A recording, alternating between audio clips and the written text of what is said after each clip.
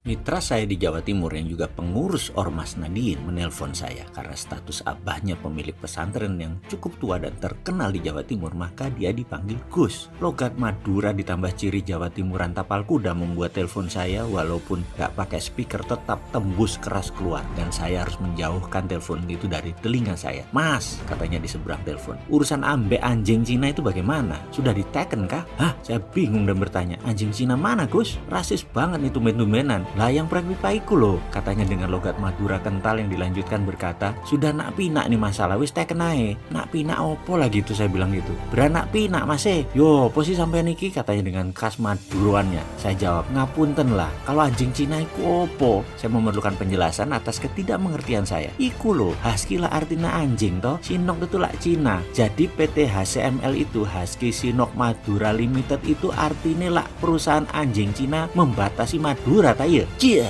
mate. Oke lah Gus, saya yo tak ganti telepon. Kebanteran niki, budek kuping saya. Saya pun melanjutkan mengganti HP, memakai telepon biasa untuk melanjutkan komunikasi urusan ambek anjing Cina iki. Sesekali pembukaan video kayak gini boleh ya, supaya mengerti kenapa saya anti BUMN-isasi dan anti Tiongkok-nisasi. Jadi saya rincikan cerita muasal agar menjadi paham. Saya ini anti BUMN-isasi yang dilembagakan di bawah kementerian. Semua sudah tahu. Yang saya katakan selanjutnya mungkin dianggap lebay, yaitu karena BUMN-isasi ini saat ini membuat bisnis swasta terpukul, sektor retail terpukul, dan banyak pengusaha terpukul. Yang terpukul di sektor swasta di strata ekonomi atas dan tengah, yang main hanya di sektor bawah. Ini tidak terasa di awalnya efek BUMN-isasi ini, tapi sekarang lambat laun sudah mulai terasa di bawah. Dan saya percaya sebentar lagi sektor bawah terjepit kering karena efek BUMN-isasi ini. Yang disebut sontoloyo lebay itu adalah saya mengatakan BUMN-isasi melemahkan rakyat. Ujung-ujungnya ekonomi kerakyatan yang dijunjung di Undang-Undang Dasar 45 tidak terlaksana karena BUMN adalah state capitalism, tetap kapitalis, hanya ditambah sektor negara. Jadi pakai instrumen negara sebagai pelindung dan regulasi. Ini keterlaluan. Rakyat akan terkena dampaknya. Ekonomi akan turun. Sistem sosialis itu bisa jalan baik di negara otoriter seperti Cina. Cina sekarang malah mengambil nama sosialis kapitalis. Di atas kapitalis, di bawah pemerintahan sosialis. Ini yang membuat saya bertanya di rezim sekarang, apa mau jadi otoriter?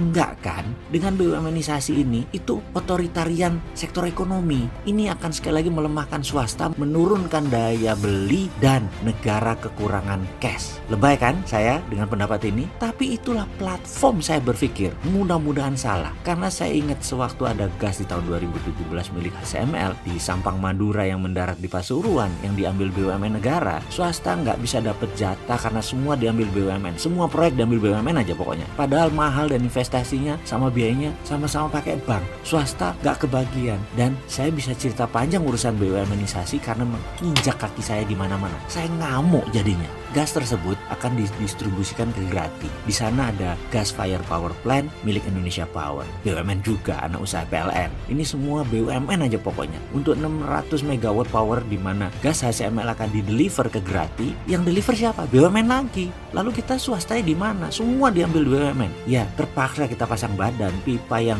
buat distribusi, kita nggak kasih tanahnya. Tanah ini milik kami, milik asli putra daerah. Kita demo. Kalau nggak diberikan pemipaannya, jangan harap pipa ini terpasang di tanah kami. Pokoknya gaya preman deh. HCML panik karena investasi $1 billion bisa rugi kalau tidak terdeliver gasnya. Indonesia Power nggak ada gas juga bisa nggak jalan power plantnya. BUMN gas bisa kena penalti HCML. Semua pusing. Kita shutdown. Kita di tengah. Kita punya aset tanah, kita punya teknologi, kita punya uang. Mana hak daerah yang jauh lebih murah dari BUMN? Intinya kami ngambek. Kalau nggak dikasih pipanya, kita nggak kasih tanahnya. Kita ngamuk semua. Bahkan kita nggak ada takut-takutnya. Bahkan TNI kemarin masuk. Kami lawan. TNI ternyata baik. Begitu sadar bahwa ini untuk rakyat, TNI langsung mundur dan membela kami malah akhirnya. Intinya adalah semua akhirnya mengalah. Akhirnya kita dikasih kontrak setelah berantem selama 2,5 tahun. Di SK kami gas, kami terkenal sekali. Terkenal rebel. Kami yakin kami dibenci sama bos BUMN dan bos ESDM. Bodoh amat, putra daerah pokoknya harus dapat. Daerah harus dapat manfaat. Kami tidak merugikan kok, harganya sama. Masa daerah hanya dikasih CSR? Emang kami pengemis apa? Emang kita sejajar sama orang tidak mampu duafa. Enak aja lu memperlakukan rakyat begitu. Kita fight, kita ada skill, kita ada uang, ada pengetahuan, malah lebih baik kami dari BUMN Gas kalau pengalamannya. Akhirnya mereka menyerah. Akhirnya kita dikasih jatah pipa 14 km. Sekarang kami kerjakan. Itulah peristiwa yang membuat kami dari dulu dibilang rebel, terutama zaman BUMNisasi ini jadi raja seperti sekarang. Maaf bagi para pendukung BUMNisasi, kami ini pain in the ass. Kami hanya memperjuangkan hak rakyat setempat. Anjing Cina akhirnya menyerah, BUMN akhirnya menyerah juga. Lagi itu dong, mosok kami harus perang terus-terusan hanya untuk meminta hak. Tender kalah karena ada privilege buat sesama BUMN, dibungkus dengan kerjasama antar BUMN, padahal harga BUMN lebih mahal dari swasta. Ya kami lawan, sayangnya kami sendirian, yang lain hanya macan di sosmed.